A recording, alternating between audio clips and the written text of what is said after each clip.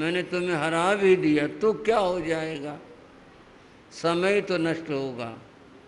तुम्हें इसमें संतुष्टि है, तुम संतुष्ट रहो, मैं अपने में आनंदित हूँ। भाइयों, नम्रता बहुत बड़ा गुण है।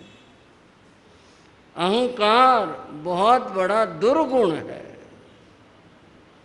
इस दुर्गुण को जीवन से हटाया जाए, निकाला जाए, नम्रता जीवन में आए, इसी में जीवन की सार्थकता है। आज आचार्य सम्राट का जन्म महोत्सव मना रहे हैं।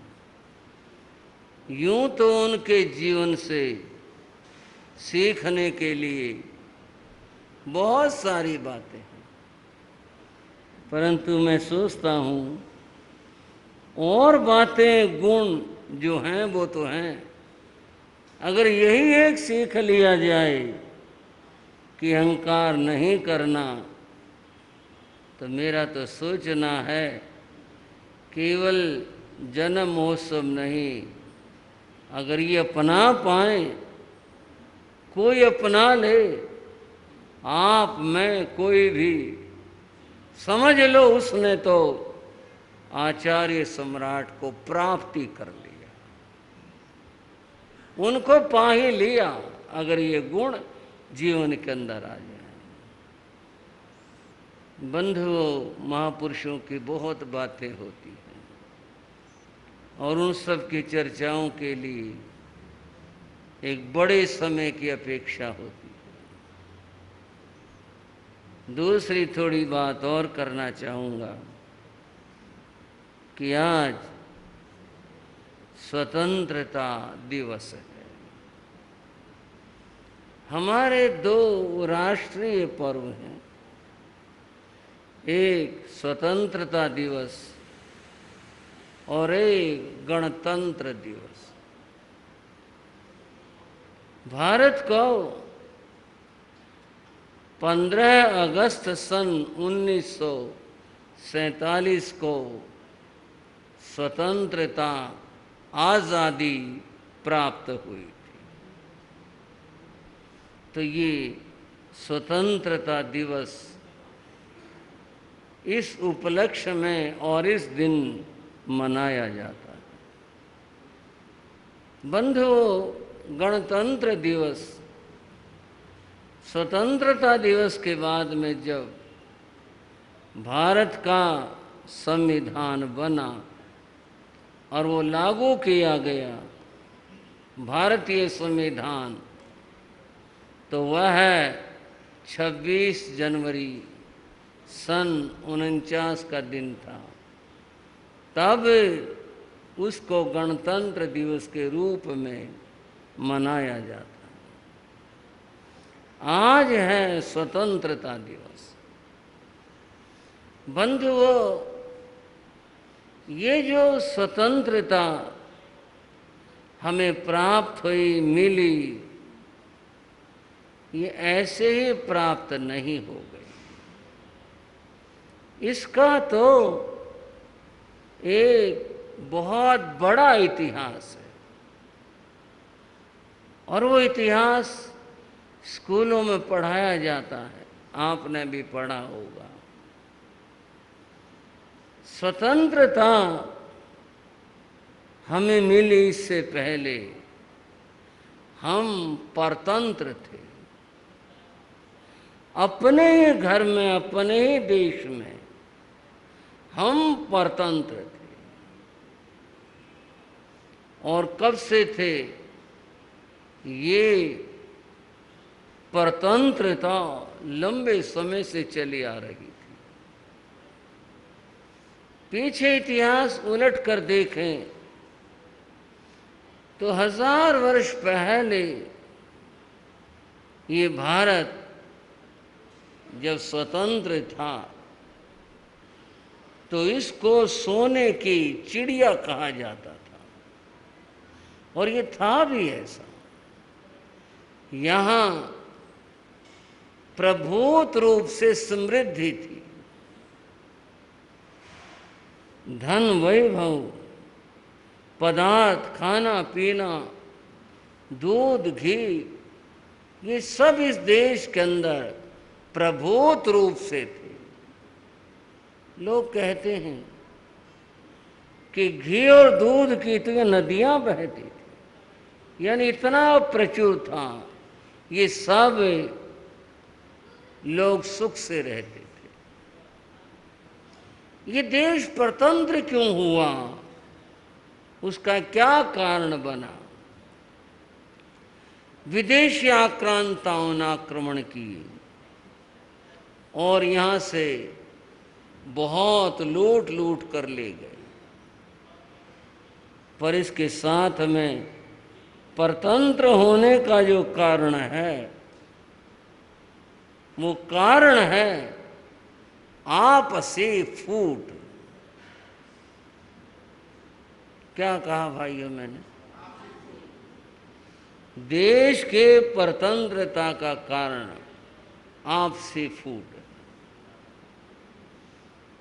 जयचंद्र जैसे लोग इस देश में हुए जो विदेशियों को बुला करके लाए, आओ हमला करो, बहुत धन मिलेगा, मैं आपकी सहायता करूंगा।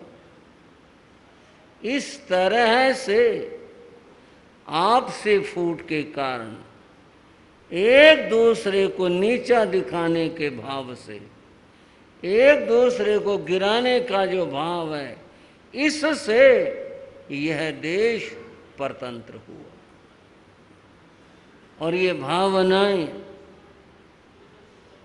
कोई आज खत्म हो गई हो, ये तो अपने ही मन से पूछा जा सकता है।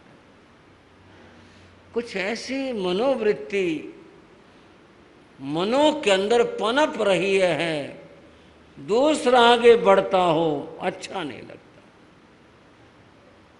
किसी की तरक्की अच्छी नहीं लगती। बस ये है, इसको गिराओ, इसको पीछे करो, ये मनोवृत्ति है। और ये मनोवृत्ति जब तक रहेगी, देश उन्नति नहीं कर सकता। केकड़े की कहानी आपने सुनी होगी। एक मछुआरा था, कहानी तो एक ऐसे व्यक्ति की है पर समझी जा सकती है। वह मछलियां पकड़ता था। एक दिन वह तालाब पर गया और उसके पास 2 टोकरियां थी। मछलियां पकड़ता, एक में डाल देता और एक में केकड़े जीव होते हैं उनको पकड़ता और दूसरे में डाल देता। मछलियां बेचारी तड़पती, कई बार उछलने की कोशिश करती, वो कपड़ा ढक देता, कोई उछल के बाहर ना जाए।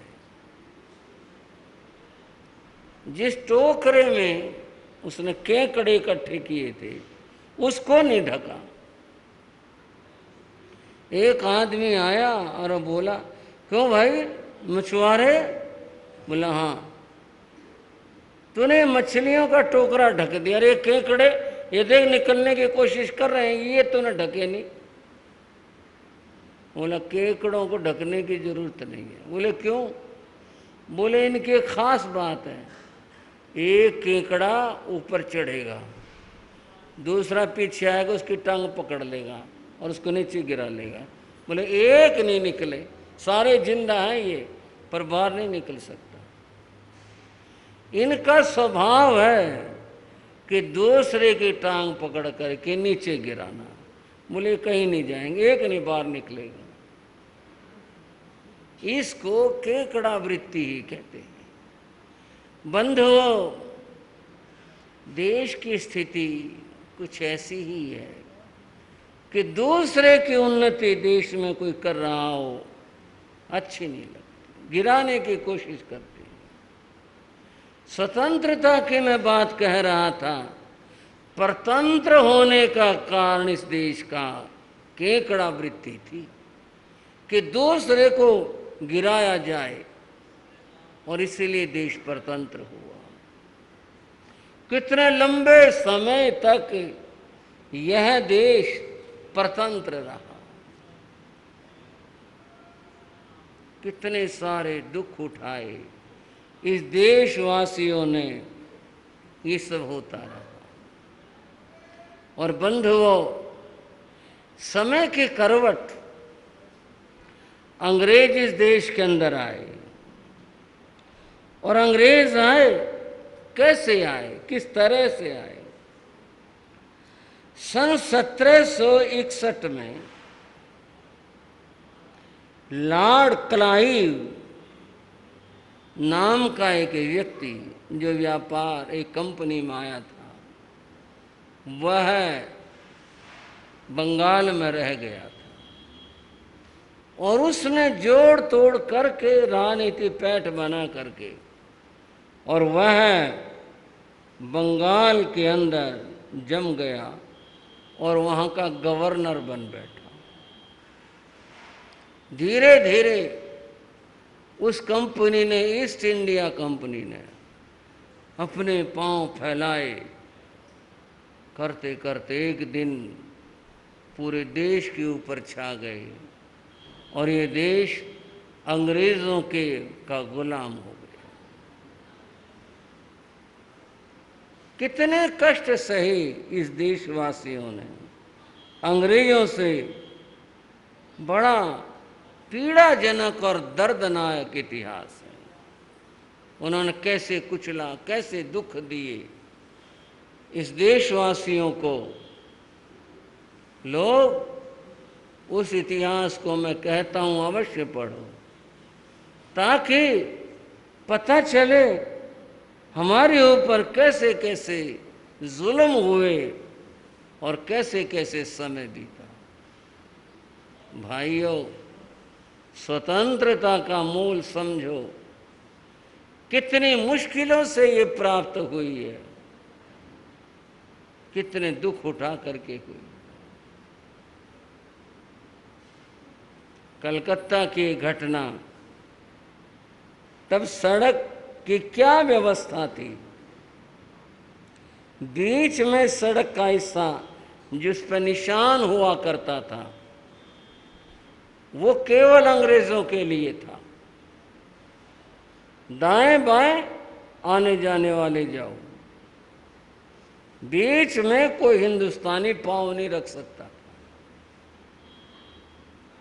अंग्रेज ऐसे सुननी पड़ी रहो, अंग्रेज आएगा तो वही गुजरेगा, हिंदुस्तानी नहीं गुजर सकता। एक बेचारी वृद्धा माता, जो वृद्ध थी, दाएं बाएं भीड़ थी, उसे वो खाली जगह रास्ता सा दिखाई दिया, और वह उसके ऊपर चलने लग गई। एक अंग्रेज आया, उसके पास छड़ी थी, और उसने तो कुछ नहीं देखा, उस बुढ़िया के ऊपर छड़ी बरसा दी। बेचारी गिर पड़ी, सिर फूट गया उसका, और वो मारे जा रहा था। और लोग इधर के इधर भागे, इधर के इधर भागे, कोई नजदीक नहीं आया उसको छुड़ाने के लिए। मामला अंग्रेज का था। केवल एक युवक आया और उसने कहा, ये क्या कर रहे हो? उसने छड़ी उसकी तरफ भी करी, उसने छड़ी छीन ली, और छीन करके अंग्रेज की अच्छी तरह से धुनाई कर दी। बोला, मारा कैसे तूने इसको? बोला, ये हमारी सड़क पर चल रही है। तेरे बाप की सड़क है, सड़क हमारी, हमारे देश की है। अगर चलो, ये चल भी पड़ी, क्या बात हो गई? बंधु, इसी बात को लेकर झगड़ा हो गया। उस व्यक्ति को पकड़ लिया गया, कोर्ट में पेश किया गया, उसका नाम पूछा गया कि तुम्हारा क्या नाम है? बोला, मेरा नाम आज़ाद है। बोले, मेरा पूरा नाम बताओ। बोले, मेरा नाम चंद्रशेखर आज़ाद है। तुमने अंग्रेज को मारा? बोला, मैंने मारा। पर ये पूछा, अंग्रेज ने किसको मारा? बोले, उस बुढ़िया का क्या कसूर था? बेचारी वृद्धा अगर थी, उसको कहा भी जा सकता था, उसको मालूम नहीं था, और इसके बाद वे उसको सजा हुई। बंधुओं, इस देश में अंग्रेजों ने कितने अन्याय और अत्याचार किए हैं। इतिहास कभी न भूल सकता है न माफ कर सकता है। जलियांवाले बाग में जो घटा, आपने कभी अमृतसर में देखा हो, हम भी गए थे अमृतसर, हम भी देख करके आए। क्या वो जगह है, और किस तरह रास्ते रोक करके और मशीन गन के द्वारा हजारों लोग थे वहाँ, किस तरह से उनके ऊपर जैसे बारिश बरसाते हैं ऐसे गोलियों के बौछार करी थी। कितने कितने लोग मारे गए वहाँ, और पूरे देश के अंदर किस तरह से लोगों को मारा गया। इतने संघर्षों के बाद में, इतनी मुश्किलों के बाद में तब जाकर कहीं ये आज़ादी मिली थी। भाइयों, आज़ादी में बहुत लोगों ने काम किया, जिनमें महात्मा गांधी एक प्रमुख थे। इन्होंने अहिंसा के रास्ते से, अहिंसा के द्वारा आज़ादी का नारा लगाया था, नायक बने थे, और अहिंसा के द्वारा आज़ादी प्राप्त हुई थी। पुनः कह रहा हूँ, आज़ादी का इतिहास तो बहुत बड़ा इतिहास है और पीड़ाओं का इतिहास है। इन सब यातनाओं को झेल करके, पा करके, और जिसमें थोड़े नहीं हजारों हजारों लोगों ने बलिदान दिए, तब कहीं ये जाकर आज़ादी प्राप्त हुई।